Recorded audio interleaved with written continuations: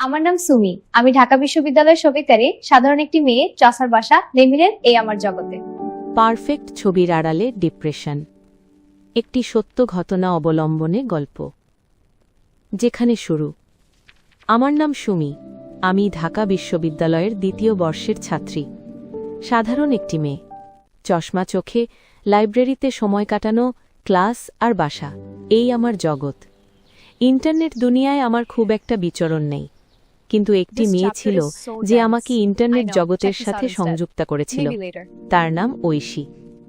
আমি ঐশীকে চিনতাম না, কখনো দেখা হয়নি, কিন্তু ইনস্টাগ্রামে তার প্রোফাইলটা আমার খুব ভালো লাগত। প্রতিটি ছবি দেখে মনে হতো এ যেন রূপকথার কোনো পরী। হাসি, ফ্যাশন, নিখুঁত জীবন, কোথাও কোনো খুঁত নেই।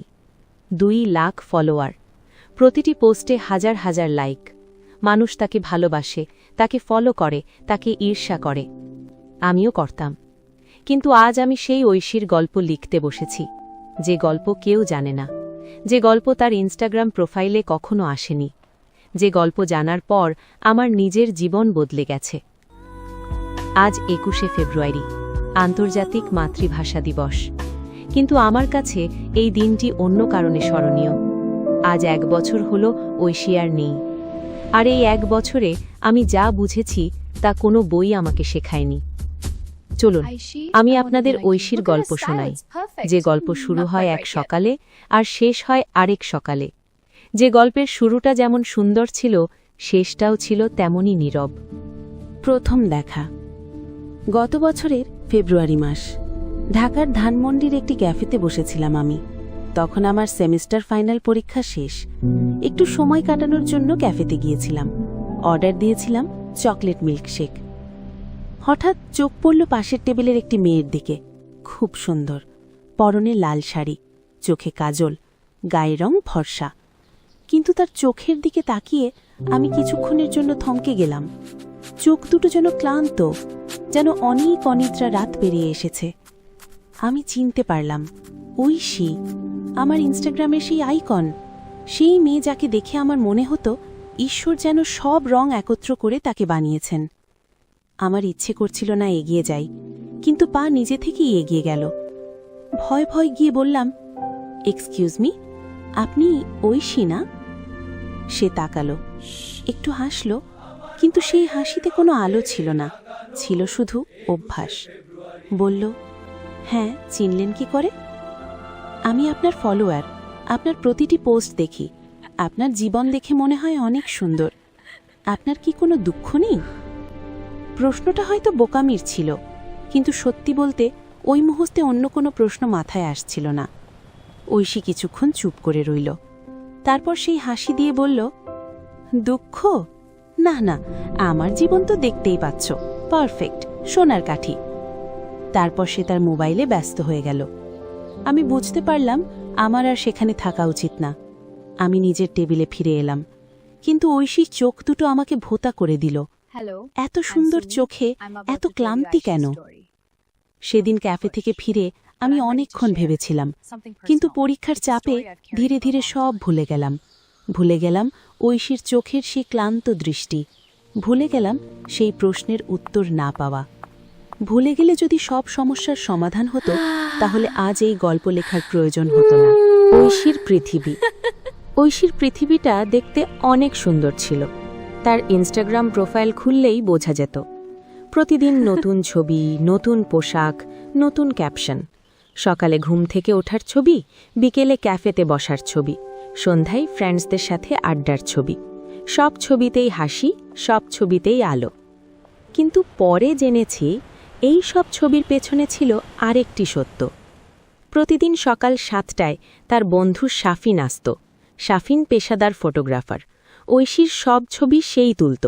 তারা একসাথে কাজ করত। শাফিন ক্যামেরা নিয়ে ব্যস্ত আর ঐশী পোজ দিত। মা তখন ব্যস্ত থাকতেন রান্নায় কিংবা ফোনে বন্ধুদের সাথে গল্পে। শাফিনের সাথে ঐশীর সম্পর্কটা কী ছিল, সেটা নিয়ে আমার মনে সবসময় প্রশ্ন ছিল। বন্ধু, প্রেমিক, ব্যবসায়িক অংশীদার?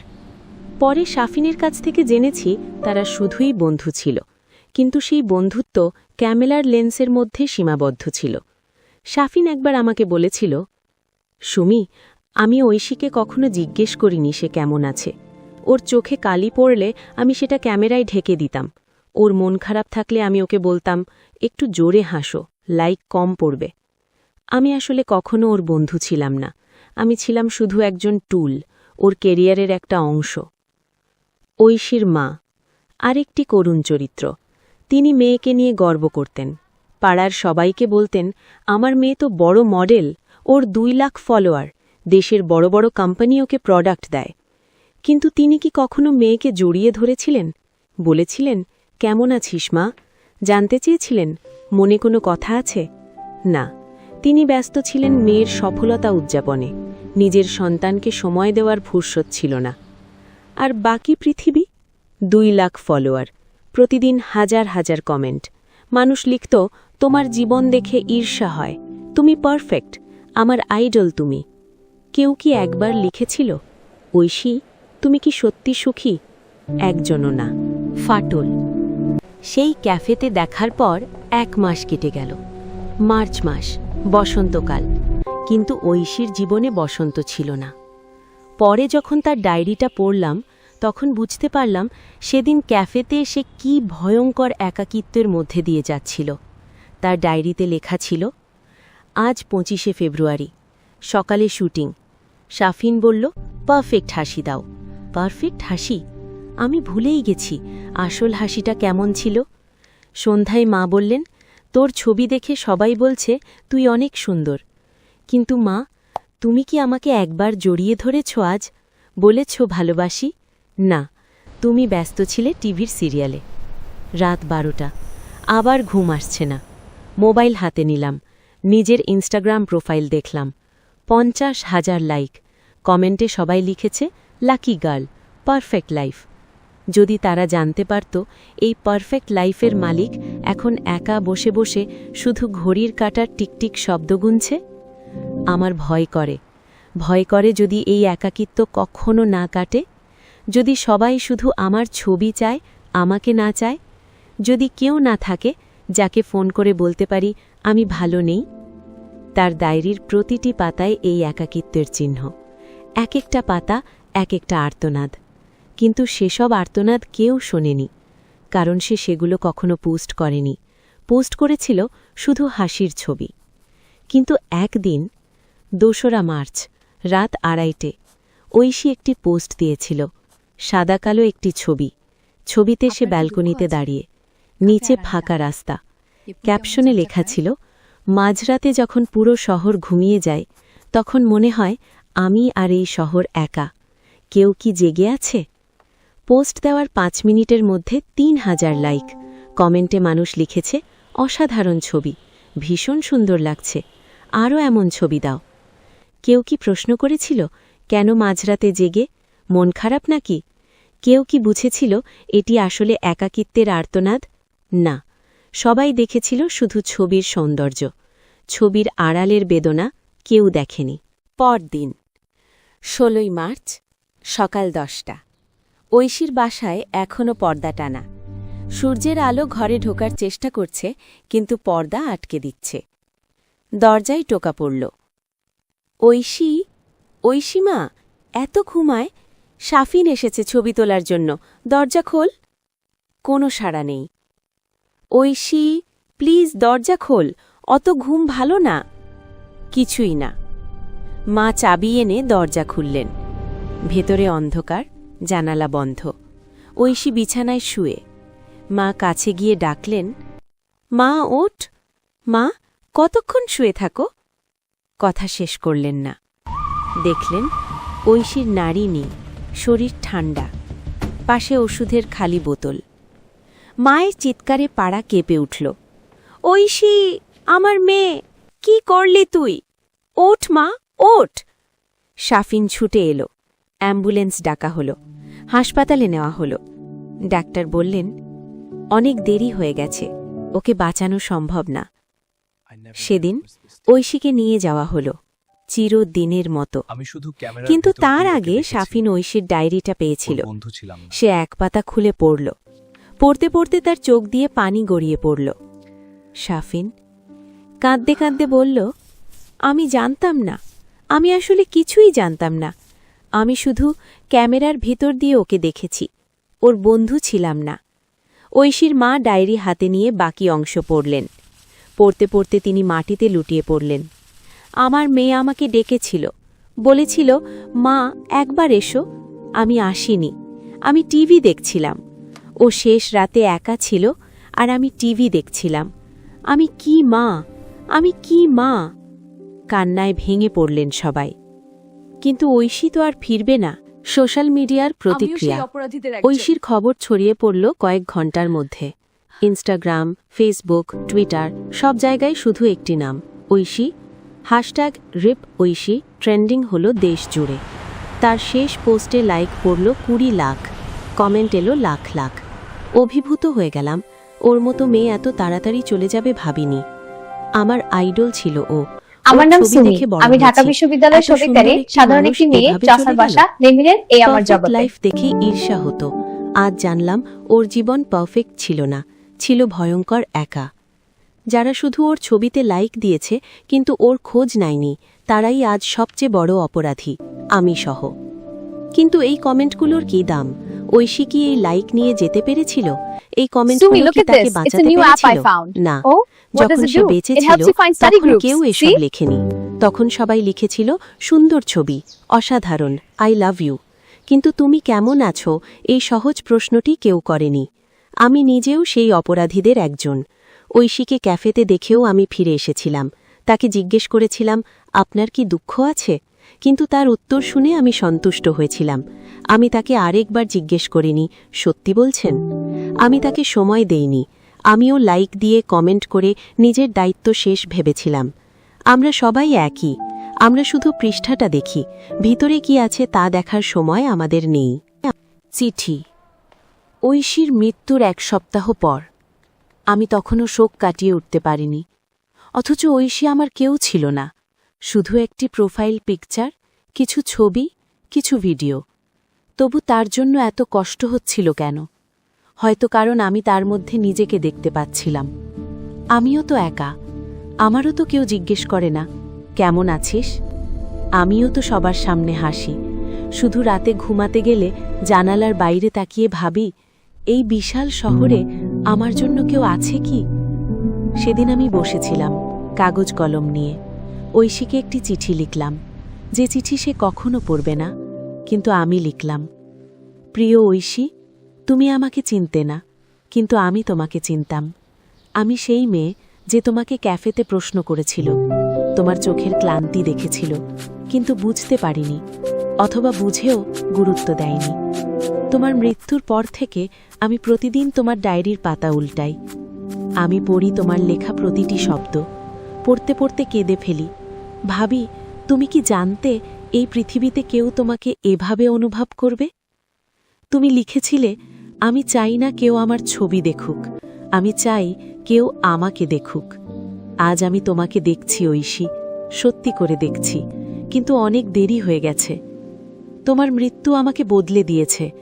আমি এখন নিজেকে জিজ্ঞেস করি, আমি কি শুধু পোস্ট দিচ্ছি নাকি বেঁচে আছি? আমি কি শুধু লাইকের জন্য হাসছি নাকি সত্যি সুখী?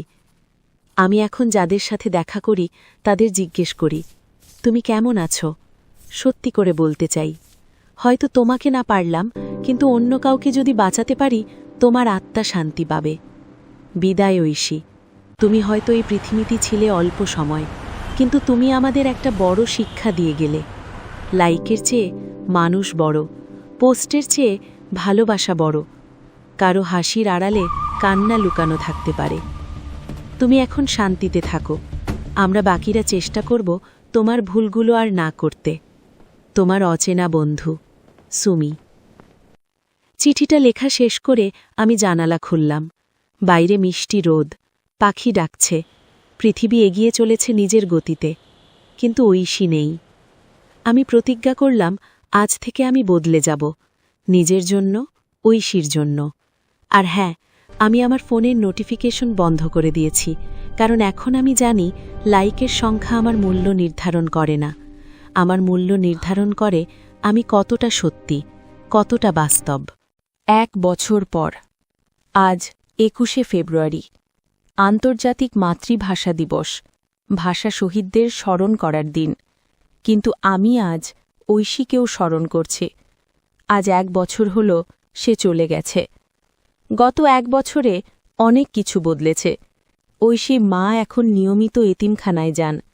তিনি বলেন, আমার মেয়েকে সময় দেইনি, এখন অন্য মেয়েদের সময় দিই। শাফিনার পেশাদার ফটোগ্রাফি করেন না, তিনি এখন মানসিক স্বাস্থ্য নিয়ে কাজ করেন, তরুণ তরুণীদের কাউন্সেলিং করেন। তিনি আমাকে বলেছিলেন, সুমি, আমি প্রতিদিন ঐশিক ডায়েরি পড়ি, মনে করিয়ে দেয় আমার দায়িত্ব কি। আমি এখন শুধু ছবি তুলি না, মানুষকে সময় দিই। আমি এখন বিশ্ববিদ্যালয়ে পড়ছি, কিন্তু আগের মতো নই। আমি এখন ক্লাসমেটদের জিজ্ঞেস করি, কেমন আছিস? সত্যি করে তাদের কথা শুনি। কেউ একা থাকলে তার পাশে দাঁড়াই। আমি নিজেও একা থাকি না। আমি বন্ধু বানিয়েছি, কথা বলি, হাসি, কিন্তু সেটা ক্যামেরার জন্য না, নিজের জন্য। আমি ইনস্টাগ্রামে একটি পেজ খুলেছি, নাম দিয়েছি হাসির আড়ালে। সেখানে আমি মানুষকে বলি নিজের মন খারাপ নিয়ে লজ্জা না পেতে, সাহায্য চাইতে, কাউকে জিজ্ঞেস করতে, তুমি কেমন আছো? পেজটা খুব বড় না, ফলোয়ার মাত্র ৫,০০০, কিন্তু প্রতিদিন কয়েকজন মেসেজ দেয়। কেউ লেখে, আমি আজ খুব একা ছিলাম, আপনার পোস্ট দেখে মনে হলো আমি একা নই। এই বার্তাগুলোই আমার শক্তি। আজ আমি ঐশীর কবরে যাব, ফুল দেব, আর বলবো, ঐশী, তুমি যে শিক্ষা দিয়ে গেছ সেটা ছড়িয়ে দিচ্ছি। তুমি চেয়েছিলে কেউ তোমাকে দেখুক, আমি তোমাকে দেখেছি, আর এখন আমি অন্যদের দেখার চেষ্টা করছি। শেষ কথা। আমার গল্প প্রায় শেষ, কিন্তু একটি প্রশ্ন থেকে যায়।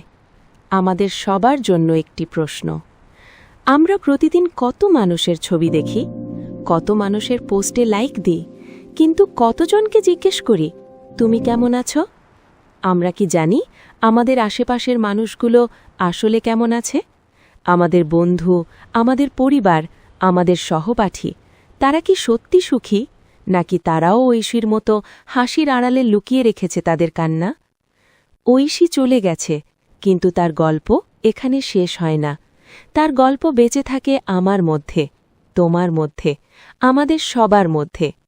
প্রতিবার যখন আমরা কাউকে সময় দিই, প্রতিবার যখন আমরা কাউকে জিজ্ঞেস করি, কেমন আছিস, তখন আমরা ঐশীকেই ফিরিয়ে আনি। আমার একটি অনুরোধ থাকবে, আজই, এখনই আপনার ফোনটা হাতে নিন, একজন মানুষকে ফোন করুন যাকে আপনি অনেক দিন খোঁজেননি। শুধু জিজ্ঞেস করুন, কেমন আছো? হতে পারে আপনার এই একটি ফোন কারো জীবন বদলে দেবে। হতে পারে আপনার এই একটি প্রশ্ন কাউকে বাঁচিয়ে দেবে। কারণ আমরা কেউই ঐশী হতে চাই না। আমরা সবাই চাই কেউ আমাদের দেখুক, সত্যি করে দেখুক, লেন্সের ভিতর দিয়ে না, হৃদয় দিয়ে দেখুক।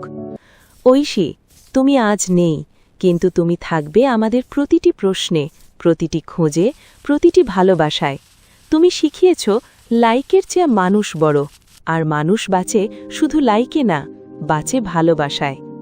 বিদায় ঐশী। আর হ্যাঁ, তোমার শেষ ইচ্ছে পূরণ হল। এই গল্পটি পড়ে অনেকে কাঁদবে, কিন্তু তারাও একদিন ভুলে যাবে।